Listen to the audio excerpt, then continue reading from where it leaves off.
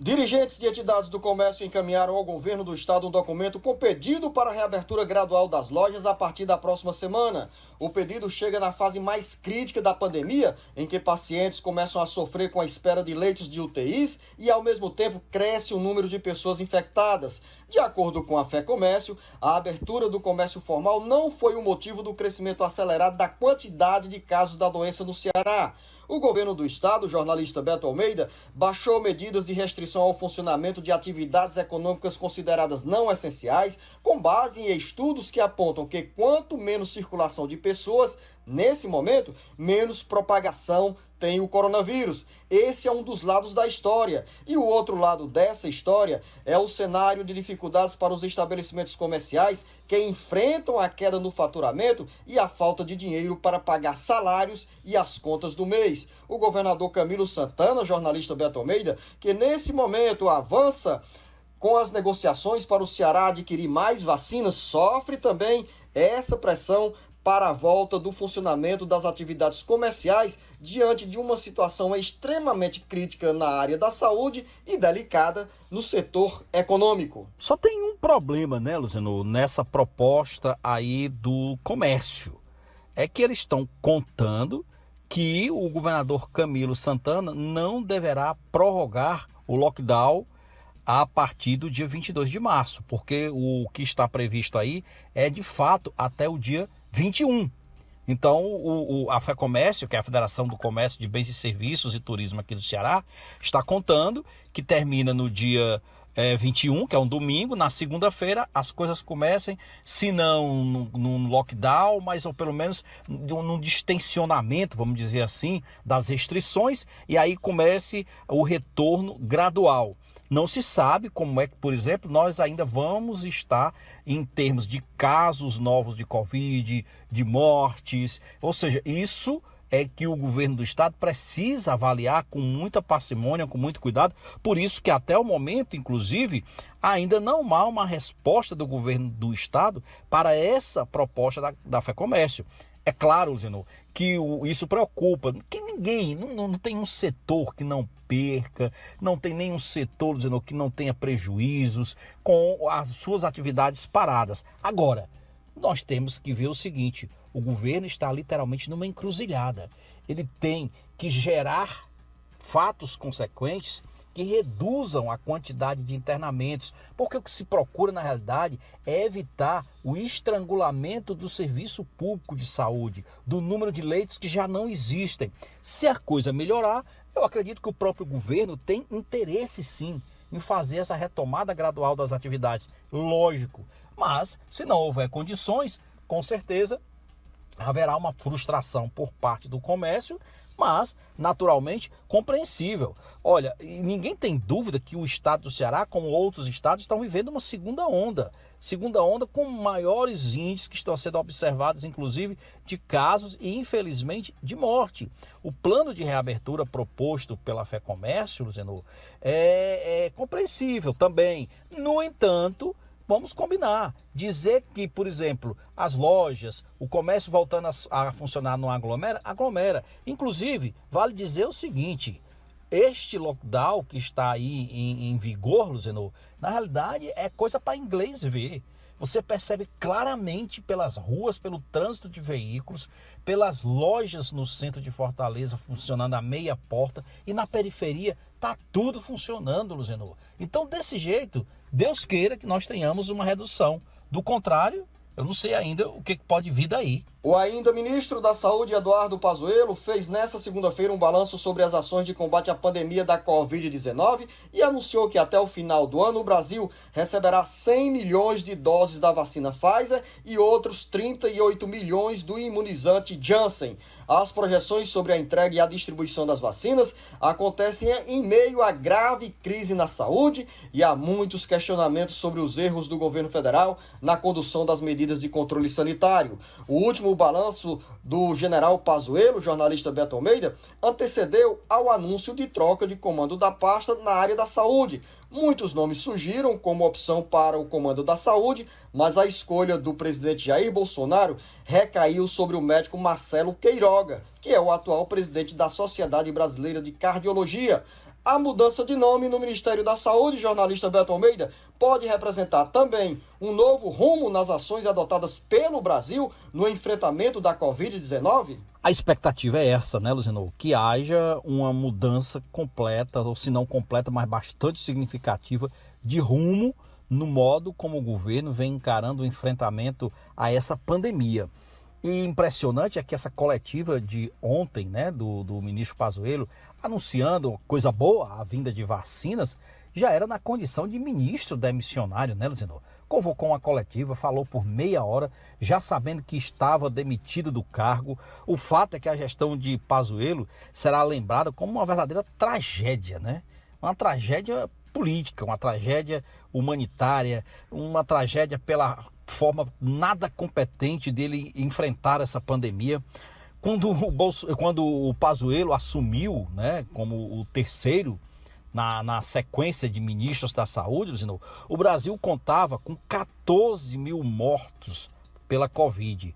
Ele está deixando o cargo com mais de 278 mil mortos, com as UTIs lotadas e a vacinação interrompida em diversos estados, exatamente por falta de imunizante.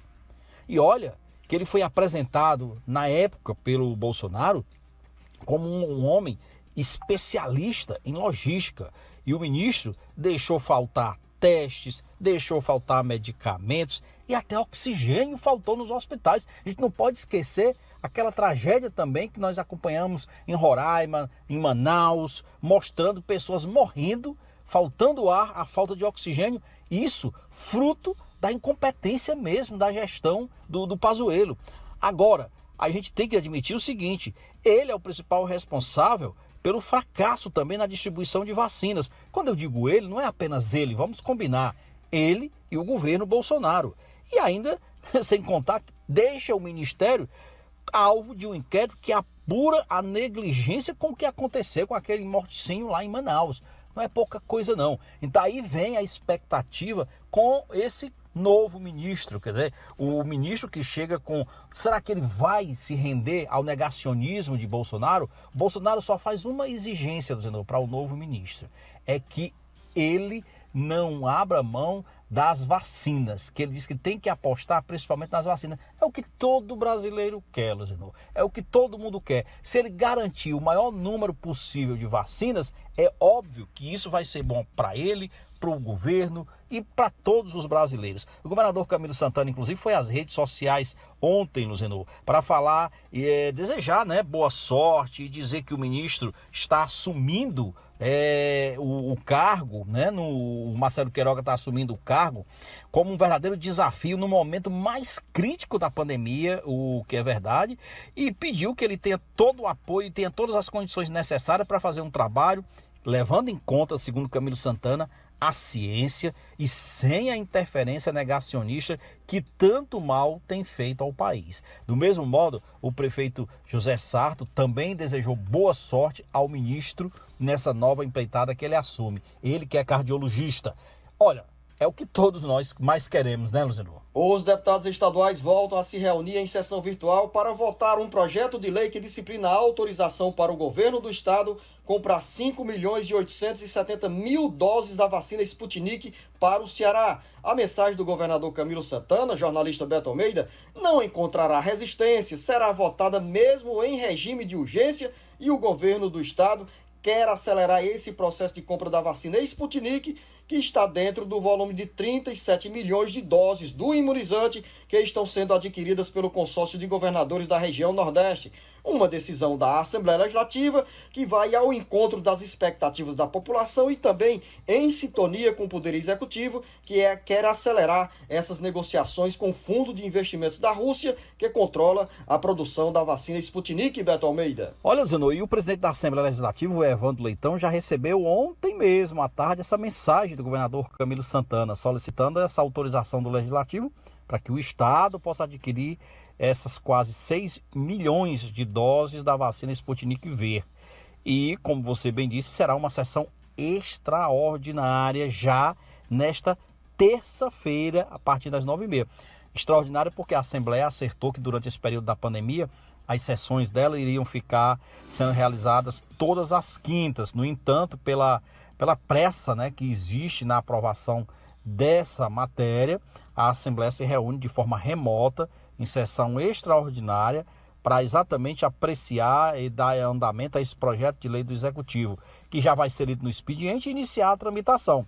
Então, a expectativa é que ela seja logo apreciada e sancionada para que a assinatura do contrato com o fundo, aquele fundo soberano russo, possa ser imediato e possa ser imediatamente viabilizado. O governador disse que tem aí o interesse de garantir essa maior quantidade de vacinas, lembrando que esses quase 6 milhões estão dentro daquele total de vacina de 37 milhões de doses compradas pelos governadores da região Nordeste. Essas vacinas inicialmente elas vão para o governo federal e serão incorporadas para o Plano Nacional de Imunização. Depois, com o decorrer do número de vacinas e de outras ofertas, os estados recebam e priorizem as suas vacinações conforme suas demandas. Jornalista Beto Almeida, e para finalizar a nossa conversa, o prefeito de Fortaleza, José Sarto, encaminha mensagens à Câmara Municipal com o pedido de autorização para instituir benefícios de assistência social a trabalhadores informais e desempregados que continuam sofrendo com a pandemia da Covid-19 na capital. Exatamente, Luzenor. E olha só, no caso do prefeito de Fortaleza, o Sarto Nogueira, ele está encaminhando aí à Câmara 3 projetos de lei que prevê um investimento de 31 milhões de reais, compondo esse pacote de auxílio para a população mais vulnerável de Fortaleza, aquela que realmente está sem renda, e também de ajuda a empreendedores, trabalhadores, principalmente motoristas de aplicativos, né? E também o pessoal que trabalha na área cultural aqui de Fortaleza, que são pessoas, por exemplo, aqueles cantores, os cantores da noite chamados, né, Zenô, que vivem realmente uma situação complicada. Inclusive o Sarto fez uma live nas redes sociais dele e diz o seguinte, que esse pacote dele deve auxiliar 392 mil pessoas aqui em Fortaleza, todos eles impactados de forma negativa, né, pela pandemia, né, e que naturalmente ele vai ajudar com distribuição de cestas básicas, que pode chegar a 30 mil aí, o auxílio, um projeto de renda em casa com um auxílio de R$200 em 2 parcelas, enfim, tem uma série de medidas para de fato ajudar as pessoas que estão nessas dificuldades. Tem auxílio emergencial, tem a distribuição das cestas básicas, tem o aumento do valor do cartão Missão Infância, vai passar para R$100 por 3 meses, tem também a distribuição de kits de alimentação para alunos da rede escolar municipal. É tudo, Luciano, são todas medidas emergenciais que se não resolvem completamente o quadro, mas vão dar sim uma ajuda considerável nesse período que a gente considera muito crítico para a pandemia. E só para encerrar mesmo agora bem rapidinho, Zeno, uma coisa que eu achei bacana também, uma decisão do governo federal, é que o governo está estudando aqui dispensar definitivamente a perícia médica presencial para a concessão do auxílio-doença no INSS. Acho que já não era sem hora dessa... Estava precisando dessa medida, sabe, Zeno? Ela inicialmente, assim, tinha sido autorizada por causa da pandemia, mas o governo está estudando agora tornar definitivo que essa concessão do auxílio não precise passar por uma perícia médica presencial. Por quê? Porque com a pandemia é cada vez maior a restrição ao funcionamento das agências do INSS. Então isso vai agilizar a vida de muito aposentado, de muito beneficiário do INSS. Ok, jornalista Beto Almeida, final da nossa conversa. A você, Beto Almeida, a você, ouvinte internauta, o nosso bom dia, o nosso grande abraço. Muito obrigado pela companhia aqui nas nossas emissoras que retransmitem o Jornal Alerta Geral e também pelos canais do Ceará Agora na internet. Daqui a pouco tem mais informações com o Marcos Furlan. Bom, Zanô, um bom dia para você, uma ótima terça-feira aí para os nossos ouvintes internautas e nós estaremos de volta amanhã, quarta-feira, se Deus quiser.